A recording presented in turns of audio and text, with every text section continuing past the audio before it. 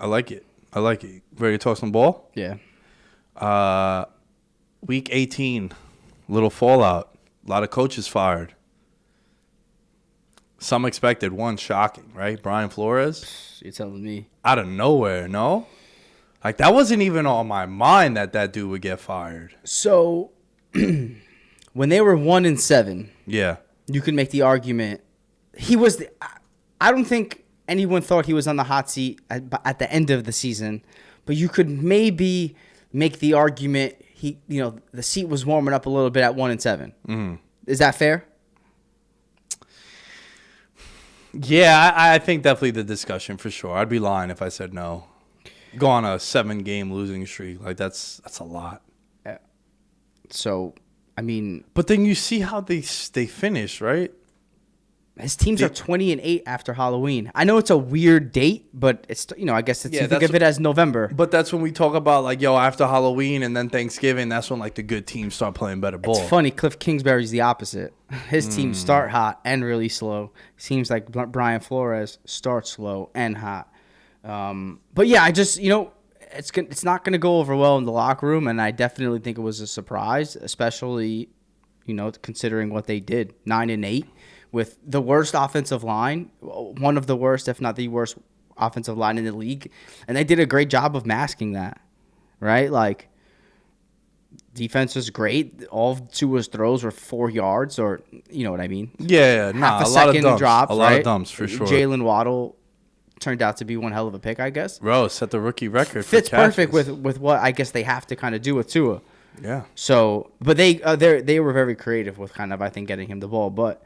I guess it comes down to him not being able to build the right offensive staff, because you can make the argument maybe he didn't want Tua in the first place, or there was no signs of Flores loving Tua to begin with, right? From the sense of Fitzpatrick, and then not only is it Fitzpatrick, but then it's okay. Here's Tua. Oh no, wait, actually Fitzpatrick.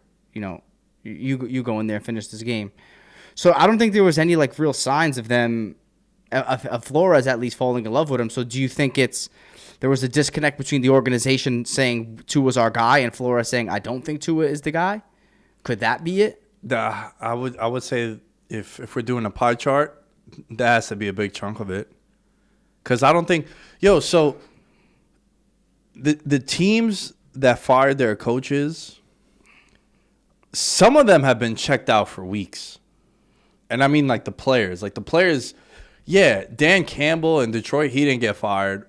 They play hard every week. Yeah, Jets too. They got the third best record against the spread this year? Yeah. Did you ever guess that? Great teams cover, man. Great teams cover, son. Sign of things to come. Nah, for sure. Jets are another one of those. The Jets were another one. Last 6 weeks. Played well, man. They were in the Buffalo game yesterday. The whole game. And they were in till the end. They were winning the whole game against the Bucks also. Great point. Like they've shown you that, you know what? Yeah, we suck. We're not good. But we're going to play hard, right? Jaguars, I don't think you can make that same case, even though they won yesterday. Yeah. They just owned the Colts. In Jacksonville, they've won, I think, 6 straight games against them since 2015. They got their doors blown off the week before.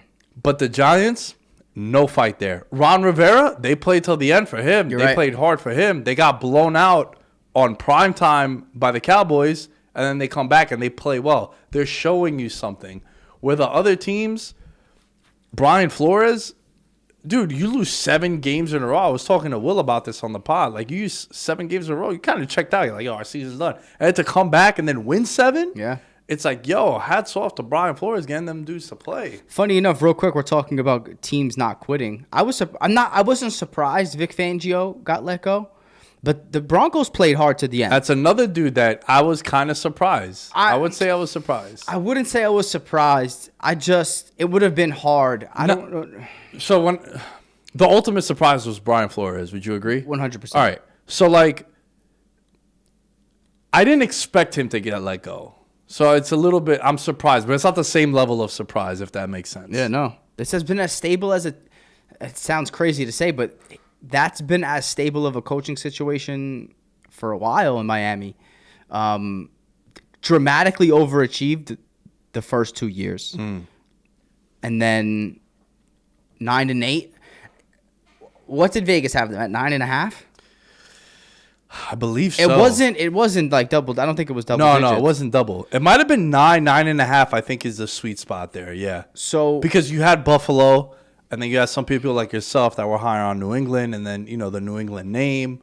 Yeah, the Jets were definitely the ones that were in the bottom as far as like finishing last in the division. And what's crazy is, Flores is great against New England, man. He has a good record against the Pats too, which is interesting considering when you think about your team and you build your team to beat the teams in your division, and he beats one well, and he came from them, and he was supposed to be, the Belichick disciple that got it right, or one of the few that worked out. They're 5-2 in their last 7 trips versus the Patriots in South Beach. Yeah. We talk about the Miami flu.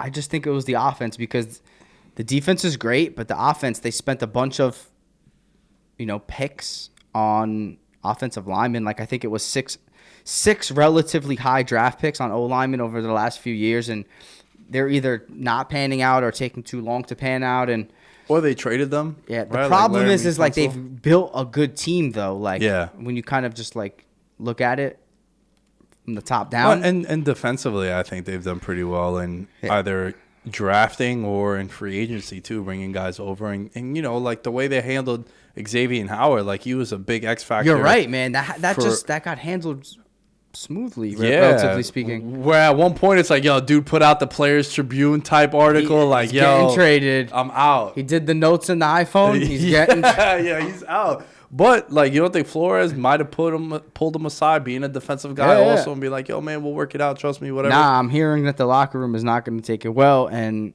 one of the things that I'm hearing is they're pointing it at the owner's 82 years old. He's very, very how do I say this correctly or politely? He's getting old and he wants to win. Right. And I think, I'm hearing Harbaugh. Yeah. Stephen Ross, if I'm not mistaken, is a Michigan guy. Harbaugh, Michigan guy, obviously. So I'm hearing some of that, but that could be complete garbage. You never know. But of the positions available, right? So we got Broncos, Bears, Vikings, Dolphins. Am I missing any? Broncos, Bears, Vikings. I think that's it. We don't know what's happening with Joe Judge. Did the Texans fire Culley? No, nothing on that. Not yet, right? So of those, what's the most appealing job? I want to say Denver. Yeah. Pending what you do at quarterback, because of all the teams we mentioned, also, we don't know who's coming to play quarterback for them next year. Obviously, Justin Fields. But Tua, you would assume, but do they go after Watson if this legal stuff clears up? Because, they've been linked to Watson for like 18 months now since the season ended last year prior to all this stuff coming out. Yeah. They were going to make a trade for him mid-season with all these allegations. Without knowing anything. Without knowing what the future was. We're going to give him draft picks to bring him in. And then who knows what happens with Kirk Cousins. But I just think if the Flores thing is painting a picture, they're going to ride with Tua. So, and that would play into my decision.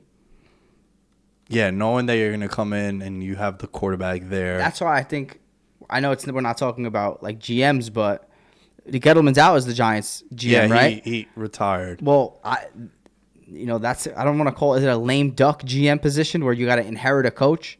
Well, bro, thank you. That's what I was tweeting about I don't want to get today. off topic, but it's the it's those are the weird situations. So it really depends. What situation I think would be dope right now? Minnesota. Because you can come in as a GM, there's no head coach there, and you can let go of that quarterback.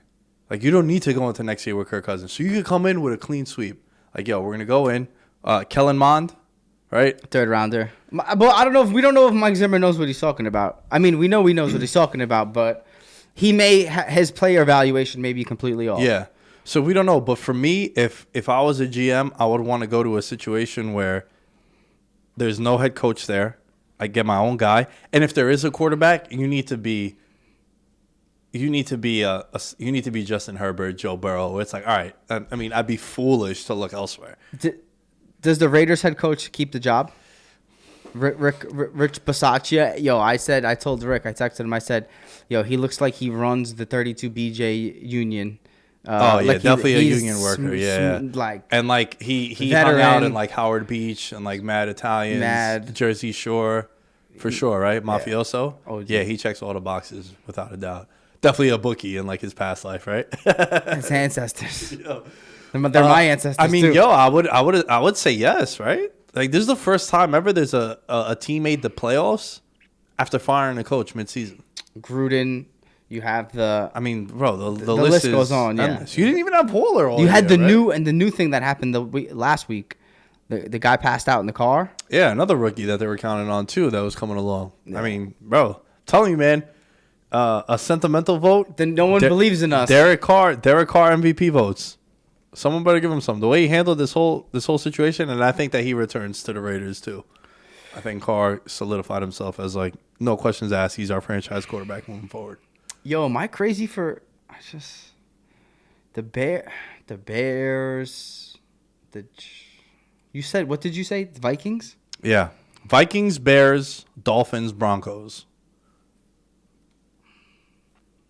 So just thinking about it like big picture, tough division, Broncos. Oh, yeah. Tough division, 2 great stud quarterbacks. If you maybe get the quarterback situation figured out, cool. But that's an uphill battle. The Jaguars. Yo, that's another team that's going to need a head coach. Wow, I forgot about that. You got the quarterback. You have a lot of cap space.